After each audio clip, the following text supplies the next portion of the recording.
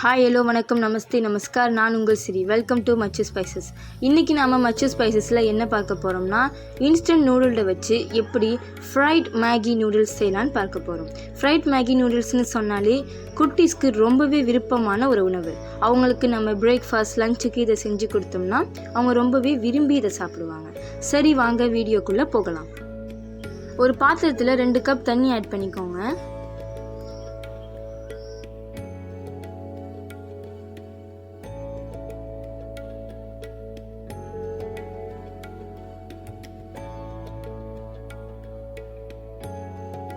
தண்ணி நல்லா கொதிக்க ஆரம்பித்தோன்னே அதில் நம்ம எடுத்து வச்சிருக்கிற இன்ஸ்டன்ட் நூடுல்ஸை ஆட் பண்ணிவிடுங்க.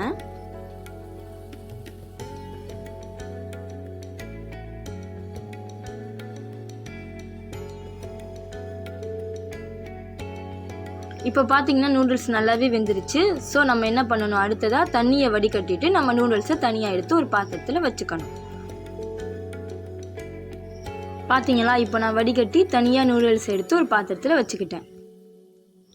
ஒரு பேன் எடுத்துக்கோங்க. அதில் 1 டேபிள் ஸ்பூன் எண்ணெய் ஆட் பண்ணுங்கள். அந்த எண்ணெய் நல்லா சூடானோன்னே அதில் வெட்டி வச்ச 2 சின்ன வெங்காயத்தையும் ஆட் பண்ணிக்கோங்க.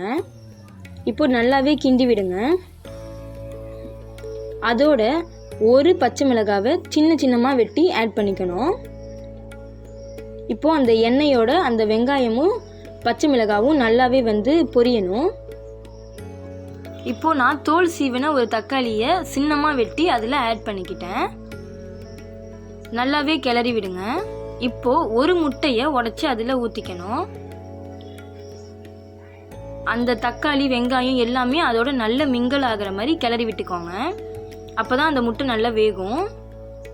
இப்போது நம்ம தனியாக எடுத்து வச்ச மசாலாவை அதில் ஆட் பண்ணிக்கோங்க. இப்போது அந்த முட்டை வெங்காயம் பச்சை மிளகாய் தக்காளி எல்லாமே அந்த மேகி மசாலாவோட நல்லாவே மிங்கல் ஆகிற மாதிரி கிளறி விட்டுக்கோங்க.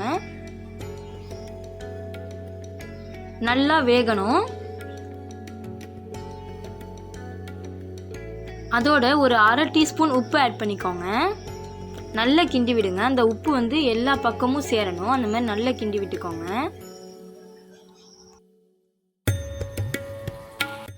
ஒரு நிமிஷம் எல்லாம் வெந்தோன்னே அதோட நம்ம தனியாக எடுத்து வச்சிருக்கிற நூடுல்ஸை அதில் ஆட் பண்ணிடணும். நல்லா கிளறி விடுங்க. ஆனால் அந்த நூடுல்ஸ் எதுவுமே உடஞ்சிடக்கூடாது. அந்த மாதிரி நான் எப்படி கிளறி விடுறேன் பார்த்தீங்களா, மெதுவாக கொஞ்சமாக அதை எடுத்து கிளறி விடணும். அப்போ தான் அந்த நூடுல்ஸ் எதுவுமே உடையாமல் அழகாக நமக்கு ஃப்ரைட் நூடுல்ஸ் கிடைக்கும்.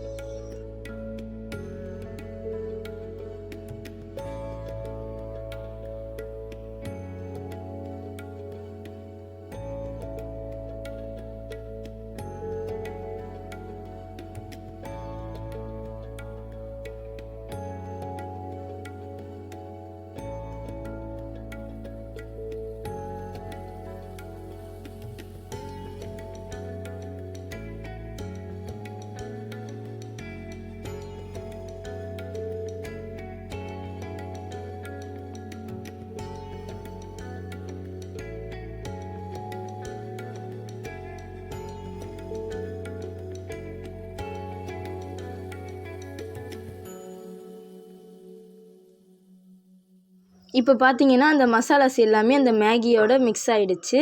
அவ்வளோதாங்க. இப்போது நமக்கு ஃப்ரைட் மேகி நூடுல்ஸ் கிடச்சிருச்சு.